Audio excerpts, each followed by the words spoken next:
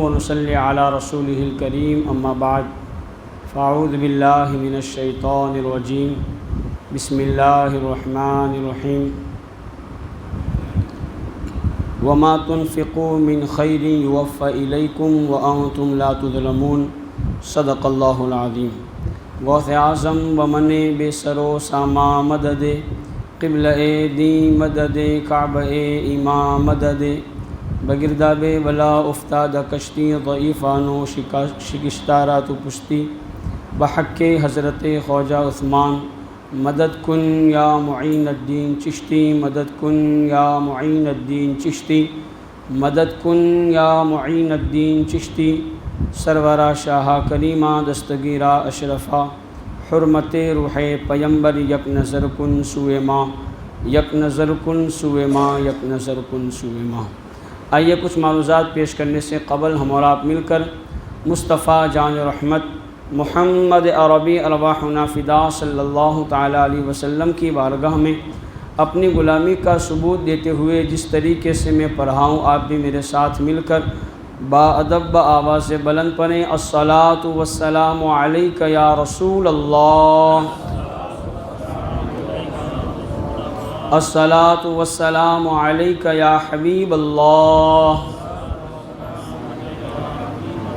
الصلاۃ والسلام علیک یا نبی اللہ، وعلی آلک واصحابک یا نور اللہ، صلی اللہ تعالیٰ علیہ وسلم۔ رب قدیر مجھے حق کہنے اب تمامی حضرات کو حق سن کر اس پر عمل کرنے اسے عام کرنے کی توفیق عطا فرمائے۔ میرے پیارے آقا صلی اللہ تعالیٰ علیہ وسلم کے پیارے دیوانوں، آج کا ہمارا یہ سنی اجتماع منسوب ہے خلیفہ سوم داماد مصطفیٰ حضرت عثمان غنی ذو النورین رضی اللہ تعالیٰ عنہ کی ذات سے۔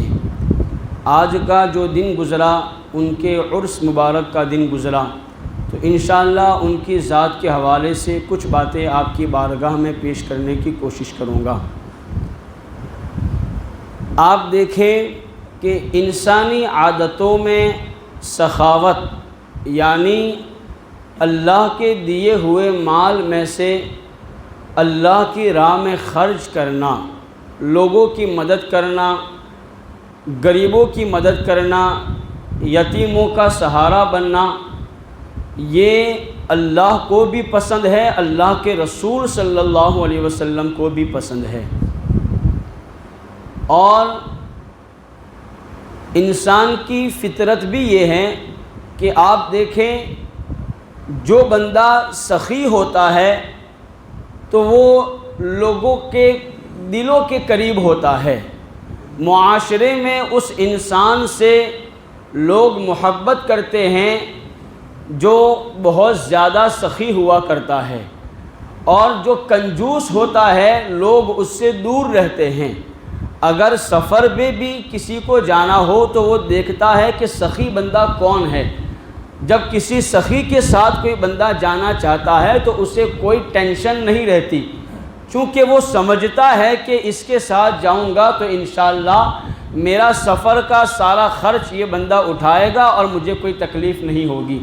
اسی طریقے سے دوستی بھی لوگ بندے کو سخی اور کنجوس دیکھ کر کے کرتے ہیں، کیونکہ سخی کے ساتھ رہنے والا کبھی بھوکا نہیں رہتا، اور کنجوس کے ساتھ جو رہتا ہے وہ اس کو اکثر مرتبہ تکالیف کا سامنا کرنا پڑتا ہے۔ تو سخاوت ایک ایسی چیز ہے جس سے انسان بھی محبت کرتا ہے، اور اللہ کے رسول صلی اللہ تعالیٰ علیہ وسلم نے بھی سخاوت کے حوالے سے بہت پیاری بشارتیں عطا فرمائی۔ اللہ کے رسول صلی اللہ علیہ وسلم سخاوت اور سخی کے حوالے سے ارشاد فرماتے ہیں، سخی اللہ کے قریب ہوتا ہے، سخی لوگوں کے قریب ہوتا ہے، اور سخی جنت کے بھی قریب ہوتا ہے، اور اگر وہ کسی چیز سے دور ہوتا ہے تو جہنم سے دور ہوتا ہے۔ اور جو کنجوس ہوتا ہے اس کے حوالے سے آقا نے ارشاد فرمایا، بخیل اللہ سے بھی دور ہوتا ہے، لوگوں سے بھی دور ہوتا ہے، اور جنت سے بھی دور ہوتا ہے، اور اگر وہ قریب ہوتا ہے تو جہنم کے قریب ہو جاتا ہے۔ اور ایک اور حدیث میں ہمارے نبی صلی اللہ علیہ وسلم نے ارشاد فرمایا کہ عابد بخیل سے جاہل سخی 100 گنا زیادہ افضل ہے۔ یہ ہمارے نبی نے فرمایا، عابد بخیل سے جاہل سخی اچھا ہے۔ اتنی سخاوت ہمارے نبی کو پسند ہے۔ سخی کے حوالے سے اور سخاوت کے حوالے سے ایک اور جگہ اللہ کے رسول صلی اللہ تعالی علیہ وسلم ارشاد فرماتے ہیں کہ بندے مومن کے اندر 2 عادتیں ایک ساتھ جمع نہیں ہو سکتی۔ وہ 2 عادتیں کون سی ہیں؟ ایک بد اخلاقی اور ایک کنجوسی، بخیلی۔ یہ 2 عادتیں مسلمان کے اندر جمع نہیں ہو سکتی، یا تو وہ بد اخلاق ہوگا کنجوس نہیں ہوگا، یا کنجوس ہوگا بد اخلاق نہیں ہوگا۔ اب اگر کسی بندے کے اندر یہ دونوں عادتیں ہو، یعنی وہ بخیل بھی ہو اور بد اخلاق بھی ہو، تو ایسے بندے کے ایمان میں کچھ نہ کچھ کمی ضرور پائی جائے گی۔ ایسے بندے کو اپنے ایمان کا جائزہ لینا چاہیے۔ اسی طریقے سے سخاوت کے حوالے سے ایک اور جگہ ہمارے نبی صلی اللہ علیہ وسلم ارشاد فرماتے ہیں کہ سخاوت جنت میں ایک درخت ہے، اور جو بندہ سخی ہوتا ہے وہ اس درخت کی شاخ کو پکڑ لیتا ہے اور وہ شاخ اس کو نہیں چھوڑتی یہاں تک کہ وہ جنت میں داخل ہو جاتا ہے۔ اور بخیلی یہ جہنم میں ایک درخت ہے، اور بخل کرنے والا اس کی شاخ کو پکڑتا ہے اور بخیل کو وہ شاخ نہیں چھوڑتی یہاں تک کہ بخیل جہنم میں داخل ہو جاتا ہے۔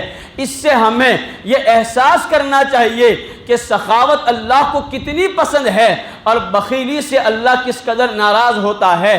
اور یاد رکھیں، جو بندہ سخی ہوتا ہے اور اپنا مال اللہ کی راہ میں خرچ کرتا ہے، وہ یہ نہ سمجھے کہ میرا مال ضائع ہو رہا ہے، برباد ہو رہا ہے۔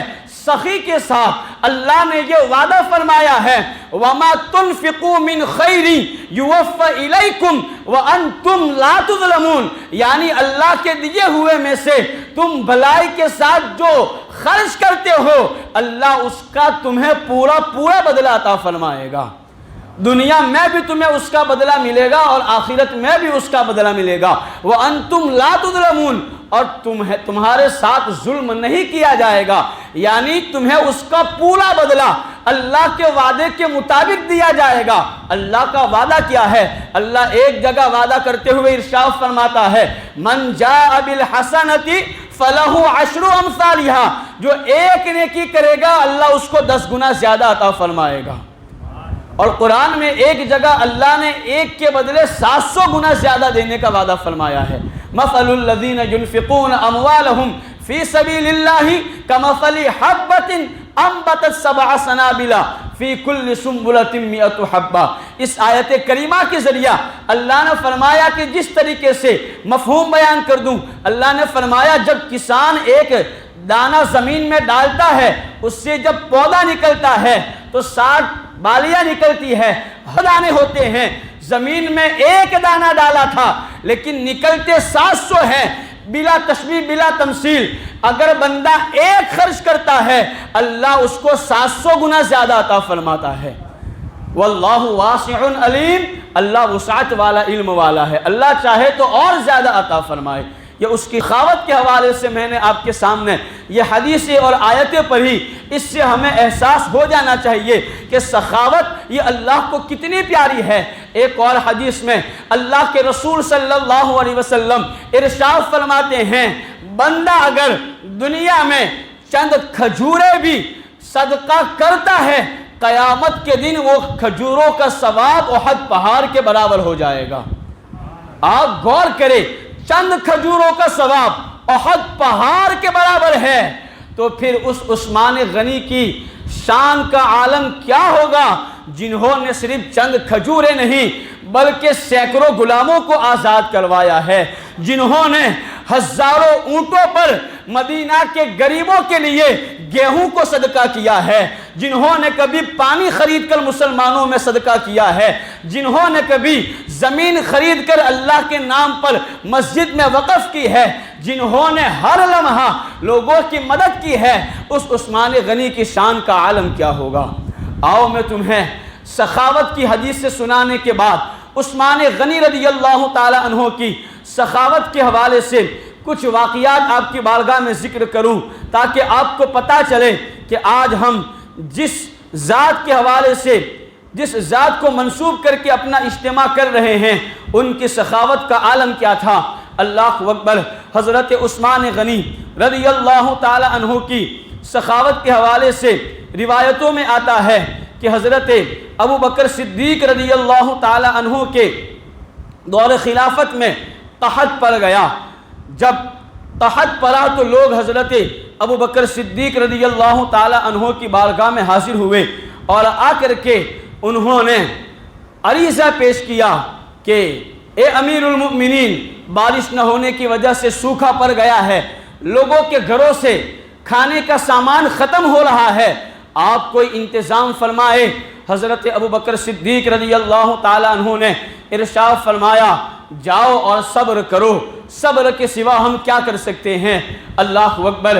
جو لوگ آئے تھے ابو بکر صدیق کی بارگاہ میں وہ چلے گئے، لیکن انہی دنوں کے اندر حضرت عثمان غنی رضی اللہ تعالی عنہ کا تجارتی قافلہ ملک شام سے آیا، اور اس میں 100 اونٹ ایسے تھے جن پر کھانے پینے کی چیزیں تھی، جن پر کھانے پینے کا سامان لدا ہوا تھا۔ اللہ اکبر۔ مدینہ کے تاجر جو جمع ہوئے حضرت عثمان غنی کی بارگاہ میں حاضر ہوئے اور جا کر کے عرض کی کہ اے عثمان غنی رضی اللہ تعالی عنہ، آپ دیکھ رہے ہیں مدینہ کے حالات ٹھیک نہیں ہے، یہاں کھانے پینے کی تنگی ہو چکی ہے، اور آپ کا ملک شام سے جو قافلہ آیا ہے، ہم نے دیکھا کہ آپ کے قافلے میں کھانے پینے کی چیزیں موجود ہے، ہم آپ سے وہ چیزیں خریدنا چاہتے ہیں تاکہ ہم اس کے ذریعہ مدینہ والوں کی مدد کر سکے۔ عثمان غنی کہتے ہیں، بولی لگاؤ، مجھ سے سودا کرو۔ جو لوگ جاتے ہیں وہ یوں سودا کرتے ہیں، عثمان غنی سے کہتے ہیں ہم آپ کو ایک کا ڈبل دیں گے۔ عثمان غنی کہتے ہیں نہیں، مجھے اس سے زیادہ چاہیے۔ آنے والے کہتے ہیں ہم آپ کو ایک کا دوگنا دیں گے، کہتے ہیں نہیں ہمیں اس سے زیادہ چاہیے۔ وہ آنے والے کہتے ہیں کہ ہم آپ کو ایک کا 3 گنا زیادہ دیں گے۔ عثمان غنی کہتے ہیں نہیں، مجھے اس سے بھی زیادہ چاہیے۔ وہ آنے والے کہتے ہیں کہ ہم آپ کو ایک کا 4 گنا زیادہ دیں گے۔ عثمان غنی کہتے ہیں نہیں، میں اس سے بھی زیادہ چاہتا ہوں۔ تو مدینہ کے تاجروں نے کہا کہ اے عثمان، اس سے زیادہ آپ کو اب کون دے سکتا ہے؟ ہم نے سودے کی حد کر دی، اب اس سے زیادہ ہم نہیں دے سکتے۔ عثمان غنی فرماتے ہیں ایک ایسی ذات ہے جس سے میں نے اس سے زیادہ کا سودا کیا ہے، اور وہ ایک کے بدلے میں 2 دگنا نہیں، 3 گنا نہیں، 4 گنا، 5 گنا نہیں، بلکہ وہ ایک کے بدلے میں 10 گنا زیادہ عطا فرمائے گا۔ کہا عثمان، ایسا کون ہے جو ہم سے زیادہ تمہیں دے اور ایک کا 10 گنا زیادہ دے؟ عثمان غنی کہتے ہیں وہ میرے اللہ کی ذات ہے، وہ میرے خدا کی ذات ہے، میرے خدا کا وعدہ ہے، من جاء بالحسنۃ فلہ 10 امثالھا، تم ایک نیکی کرو گے اللہ 10 گنا زیادہ عطا فرمائے گا۔ تو مجھے 2-4 نہیں چاہیے، میں نے 10 گنا دینے والے سے اپنا سودا کر لیا ہے، میں اللہ کے نام پر اپنا سارا مال مدینہ والوں کے لیے صدقہ کرتا ہوں۔ یہ عثمان غنی کی سخاوت ہے، سارے کے سارے اونٹ مدینہ والوں کے لیے وقف کر دیے۔ ایسا سخی دنیا نے نہیں دیکھا، یہ سخاوت ہے عثمان غنی کی۔ اللہ اکبر۔ جب یہ واقعہ پیش آیا تو اس رات ایک صحابی رسول نے رات میں خواب دیکھا۔ خواب میں وہ کیا دیکھتے ہیں؟ مصطفیٰ کریم صلی اللہ تعالی علیہ وسلم ایک خوبصورت سواری پر، خوبصورت کپڑے زیب تن فرما کر کے جلدی جلدی جا رہے ہیں۔ وہ صحابی کہتے ہیں میں نے جب حضور کو اس عالم میں دیکھا تو عرض کی یا رسول اللہ صلی اللہ علیہ وسلم، خوبصورت لباس پہن کر خوبصورت سواری پر بیٹھ کر تیز رفتار کہاں جا رہے ہو؟ آقا نے ارشاد فرمایا عثمان نے آج جو مدینہ والوں کے ساتھ سلوک کیا ہے اور اپنا مال سب کچھ ان کے لیے جو صدقہ کیا ہے، اللہ میرے عثمان سے ایسا راضی ہوا ہے کہ اللہ نے جنتی حور کے ساتھ عثمان کا نکاح رکھا ہے، میں اس نکاح میں شرکت کے لیے جا رہا ہوں۔ یہ عثمان غنی کی شان ہے۔ اس طریقے سے وہ سخاوت کرتے تھے، اور یہ ایک واقعہ نہیں، سینکڑوں ایسے واقعات ہیں کہ انہوں نے لوگوں کی مدد کی ہے۔ اللہ اکبر۔ ایک اور واقعہ آپ کی بارگاہ میں پیش کروں۔ آپ دیکھیں، ویسے تو الحمدللہ ہم سنیوں کا عقیدہ یہ ہے کہ ہمارے نبی صلی اللہ تعالی علیہ وسلم کا ہر صحابی جنتی ہے۔ الحمدللہ ہمارا یہ عقیدہ ہے، ہر صحابی نبی جنتی الحمدللہ۔ لیکن عثمان غنی کی شان جدا ہے، ان کا مقام و مرتبہ نرالا ہے۔ عثمان غنی کو ہمارے نبی صلی اللہ علیہ وسلم نے بارہا دنیا میں جنتی ہونے کی بشارت عطا فرمائی ہے، اور اسی پر بس نہیں، دنیا میں رہ کر عثمان غنی نے میرے مصطفیٰ سے جنت کو خریدا بھی ہے۔ آپ غور کریں، اللہ اکبر۔ مدینہ میں جب پانی کا پرابلم ہوا اور پانی کی تنگی ہوئی تو کنواں تھا جس کو بیر روما کہا جاتا ہے، وہ ایک یہودی کا کنواں تھا، اور چونکہ یہودی مسلمانوں کو بڑے مہنگے دام میں پانی بیچا کرتا تھا، صحابہ کرام نے ہمارے نبی صلی اللہ علیہ وسلم کی بارگاہ میں اس حوالے سے شکایت کی کہ حضور پانی کا کوئی انتظام فرما دے۔ اللہ اکبر۔ اللہ کے رسول صلی اللہ علیہ وسلم اپنے صحابہ کے درمیان اعلان فرماتے ہیں کہ کون ہے جو بیر روما خرید کر مسلمانوں کے لیے صدقہ کرے اور اس کے بدلے میں مجھ سے جنت میں کنواں خرید لے۔ عثمان غنی کھڑے ہوتے ہیں، عرض کرتے ہیں یا رسول اللہ صلی اللہ علیہ وسلم، میں وہ کنواں خرید کر مسلمانوں کے لیے صدقہ کر رہا ہوں۔ یہ عثمان غنی ہے جنہوں نے اس طریقے سے پانی کا انتظام بھی مسلمانوں کے لیے فرمایا تھا، اور بہت سارے مقامات پر عثمان غنی نے یوں اپنی سخاوت دکھائی اور اس طریقے سے سخاوت کی۔ لیکن آپ کو یہاں پر ایک اور چیز بتاؤں کہ اتنے سخی ہونے کے باوجود بھی ان کی قناعت آپ دیکھیں۔ اللہ اکبر۔ اللہ نے بڑا مالدار انہیں بنایا تھا، لیکن ان کی کیفیت یہ تھی کہ اپنی ذات پر ضرورت سے زیادہ کبھی خرچ نہیں کرتے تھے۔ اس حوالے سے روایتوں میں آتا ہے حضرت ابو بکر صدیق رضی اللہ تعالی عنہ کے زمانے میں ہی، یا تقریباً ہمارے نبی کے زمانے میں، ایک مسلمان ملک شام سے تشریف لائے، حضرت ابو بکر صدیق کی بارگاہ میں حاضر ہوئے اور عرض کی کہ حضور مجھ پر 3000 درہم قرضہ ہے، تو آپ اس کا کوئی انتظام فرما دیں۔ اللہ اکبر۔ ابو بکر صدیق ارشاد فرماتے ہیں جاؤ میرے بھائی عثمان کے پاس چلے جاؤ، وہ تمہاری مدد فرمائیں گے۔ وہ ملک شام سے آنے والے مسلمان حضرت عثمان غنی کی بارگاہ میں تشریف لے جاتے ہیں۔ جب دروازے پہ پہنچے تو کیا دیکھتے ہیں؟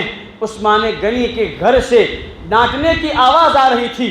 عثمان غنی اپنے ایک غلام کو یوں ڈانٹ رہے تھے اور کہہ رہے تھے کہ تم نے آج کھانے میں نمک زیادہ ڈال دیا، کیا تمہیں فضول خرچی کا احساس نہیں؟ تم کھانا برباد کر رہے ہو۔ اللہ اکبر۔ جب انہوں نے سنا کہ یہ تو تھوڑا سا نمک کھانے میں زیادہ ہو جانے پر یوں ناراض ہوتے ہیں، واپس چلے آتے ہیں۔ ابو بکر صدیق نے کہا کہ کیسا ہوا؟ کہا کہ وہ تو نمک زیادہ ڈالنے پر بھی ڈانٹ لگاتے ہیں۔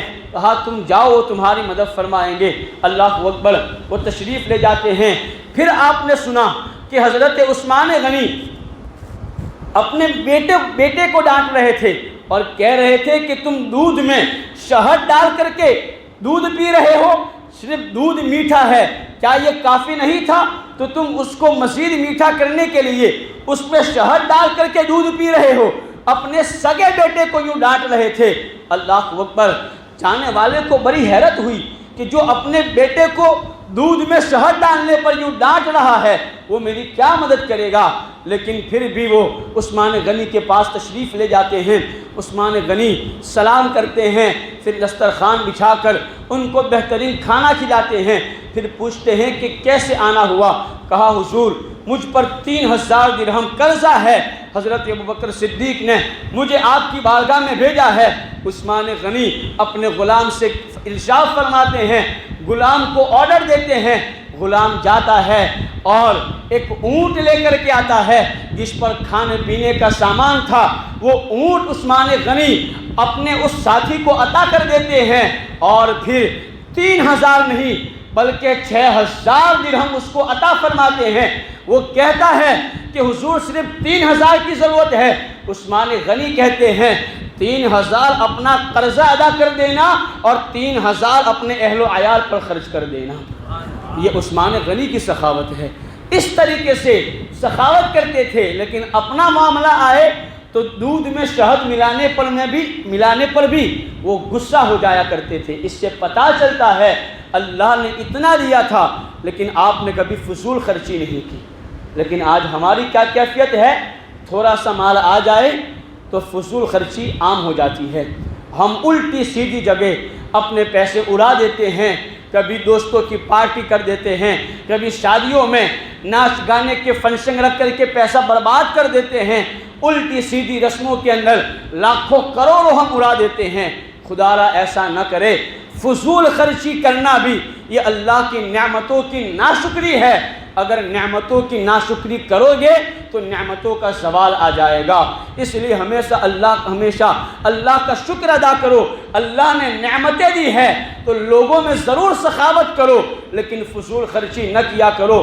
آؤ میں تمہیں عثمان غنی رضی اللہ تعالیٰ عنہ کے حوالے سے، ان کے فضائل کے حوالے سے ایک دو باتیں بیان کر کے پھر ان کی کچھ نصیحتیں آپ کے سامنے پیش کروں۔ عثمان غنی رضی اللہ تعالیٰ عنہ کا مقام و مرتبہ کتنا بلند ہے، آپ اس سے اندازہ لگائے کہ اللہ کے رسول صلی اللہ علیہ وسلم نے ان کو جنت کی بشارتیں بھی عطا فرمائی اور انہوں نے جنت کو خریدا بھی ہے، اور جنت ملنے کے بعد بھی جنت میں عثمان غنی کہاں رہیں گے، کس کے ساتھ رہیں گے، اس حوالے سے آپ سماعت کریں۔ اللہ اکبر۔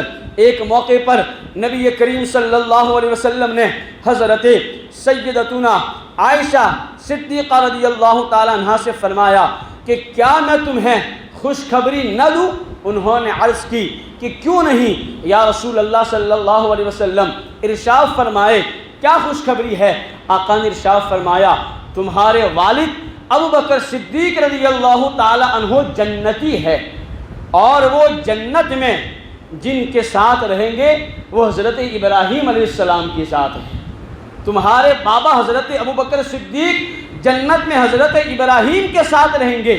پھر آقا نے ارشاد فرمایا کہ میرا عمر بھی جنتی ہے، اور عمر جنت میں حضرت نوح علیہ السلام کے ساتھ رہے گا۔ پھر آقا نے فرمایا کہ علی بھی جنتی ہے، اور مولا علی جنت میں حضرت یحییٰ بن زکریا علیہ السلام کے ساتھ رہیں گے۔ اور پھر فرمایا میرا عثمان بھی جنتی ہے، اور عثمان جنت میں میرے ساتھ رہے گا۔ یہ عثمان غنی کی شان ہے۔ جنت کی بشارت بھی دی گئی، جنت کو خریدا بھی، اور جنت میں پھر آقا کا پڑوس بھی نصیب ہو گیا، آقا کی رفاقت بھی نصیب ہو گئی۔ یہ عثمان غنی کی شان ہے، یہ ان کا مقام و مرتبہ ہے۔ اللہ نے انہیں بڑا مقام و مرتبہ عطا فرمایا۔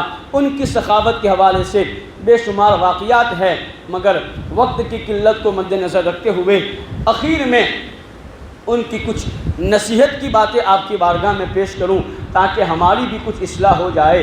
اتنا بڑا مقام و مرتبہ ہے عثمان غنی کا، پھر بھی آپ ان کی کیفیت دیکھیں۔ اللہ اکبر، اللہ اکبر۔ ان کا عالم یہ تھا جب بھی وہ قبرستان جاتے تو قبر کے قریب کھڑے ہو کر اتنا روتے اتنا روتے اتنا روتے کہ ان کی داڑھی مبارکہ آنسوؤں سے تر ہو جاتی۔ کسی نے آپ سے پوچھا حضور آپ کے سامنے جنت و جہنم کا ذکر کیا جاتا ہے، آپ اتنا نہیں روتے، لیکن جب بھی آپ قبر کے قریب کھڑے ہوتے ہو آپ اتنا کیوں روتے ہو؟ عثمان غنی ارشاد فرماتے ہیں قبر آخرت کی منزلوں میں سے پہلی منزل ہے۔ جو یہاں کامیاب ہوا وہ ہر جگہ کامیاب ہے، اور جو یہاں ناکام ہوا وہ ہر جگہ ناکام ہے۔ اس لیے میں قبر کو دیکھ کر کے روتا ہوں۔ آپ غور کریں، یہ کون ڈر رہا ہے؟ یہ وہ ڈر رہے ہیں جن سے اللہ کے فرشتے بھی حیا کیا کرتے تھے۔ یہ وہ ڈر رہا ہے جن سے خود مصطفیٰ جان رحمت حیا کیا کرتے تھے۔ یہ وہ ڈر رہے ہیں جن کو بارہا دنیا میں جنت کی بشارتیں دی گئی ہے۔ یہ وہ عثمان غنی ہیں جن کے نکاح میں میرے مصطفیٰ نے اپنی 2 بیٹی عطا فرمائی ہے۔ وہ قبر کو دیکھ کر اللہ سے اتنا ڈرتے ہیں اور اتنا روتے ہیں، تو پھر ہمیں اپنی قبر کی کتنی فکر کرنی چاہیے۔ لیکن ہمارا حال عجیب ہے، ہم قبرستان میں جا کر کے بھی ہنسی مذاق کرتے ہیں۔ اللہ خیر فرمائے، اللہ ہم سب کے دلوں میں قبر و آخرت کا خوف عطا فرمائے، اور ہمیں دنیا میں رہ کر قبر و آخرت کی تیاری کی توفیق عطا فرمائے۔ آپ دیکھیں ان کے دل میں اللہ کا ڈر کیسا تھا۔ اللہ اکبر۔ ایک مرتبہ ایسا ہوا کہ آپ کے غلام نے کوئی غلطی کی تو آپ نے اس کا کان کھینچ لیا، کان پکڑ کر کے مروڑ دیا اور کھینچا۔ اللہ اکبر۔ پھر آپ نے اپنے غلام سے فرمایا کہ میں نے تمہارا کان کھینچا تھا، تم مجھ سے اس کا بدلہ لے لو، تم مجھ سے اس کا بدلہ لے لو۔ آپ غور کریں، کوئی ساتھی کوئی پارٹنر نہیں ہے، آپ کا غلام ہے، اور غلام کے ساتھ وہ جیسا چاہے سلوک کر سکتے تھے، وہ آقا ہے غلام کے، لیکن اللہ کا ڈر دیکھ کے کہا تو مجھ سے اس کا بدلہ لے لے۔ اللہ اکبر۔ اس نے منع کیا، عثمان غنی نے کہا کہ نہیں، تم مجھ سے اس کا بدلہ لے، تو اس نے صرف کان پکڑ لیا۔ عثمان غنی نے ارشاد فرمایا اس طرح نہ پکڑ، زور سے میرا کان پکڑ۔ آپ نے فرمایا زور سے پکڑ۔ اللہ اکبر۔ آپ کے غلام نے آپ کا زور سے کان پکڑ کر کے کھینچا۔ پھر آپ نے فرمایا، اللہ اکبر، فرماتے ہیں کتنی اچھی بات ہے کہ قصاص کا معاملہ دنیا ہی میں ہے، آخرت میں نہیں ہے۔ اللہ اکبر۔ آپ احساس کریں کہ ان کے دل میں آخرت کا کیسا خوف تھا کہ کہیں ایسا نہ ہو کہ کان کھینچنے پر آخرت میں مجھ سے اس کے حوالے سے پوچھ لیا جائے، اس لیے آپ نے دنیا ہی میں یہ بدلہ چکا دیا اور غلام سے اپنا کان کھنچوا لیا۔ یہ حضرت عثمان غنی ہے جو اس طرح اللہ سے ڈرا کرتے تھے۔ اللہ اکبر۔ اس کے بعد ایک اور میں آپ کی زندگی کے حوالے سے نصیحت کی بات آپ کی بارگاہ میں پیش کر کے گفتگو کو ختم کرنے کی کوشش کروں۔ اللہ اکبر۔ حضرت عثمان غنی رضی اللہ تعالیٰ عنہ ارشاد فرماتے ہیں، لوگو تم ایک ختم ہو جانے والے گھر میں رہتے ہو، یعنی تم دنیا میں رہتے ہو، لوگو تم ایک ختم ہو جانے والے گھر میں رہتے ہو اور زندگی کا باقی حصہ گزار رہے ہو، لہٰذا موت آنے تک جس قدر نیکیاں کر سکتے ہو جلدی کر لو۔ موت آنے تک جس قدر نیکیاں کر سکتے ہو جلدی کر لو۔ تم صبح کرو یا شام کرو، یاد رکھو دنیا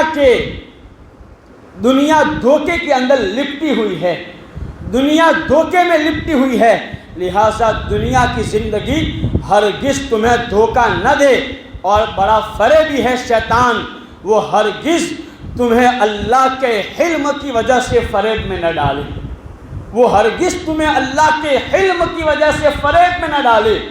یعنی شیطان تمہیں یوں بھی دھوکہ دے سکتا ہے، اللہ بڑا کریم ہے، اللہ حلیم ہے، بردبار ہے، اللہ معاف فرما دے گا۔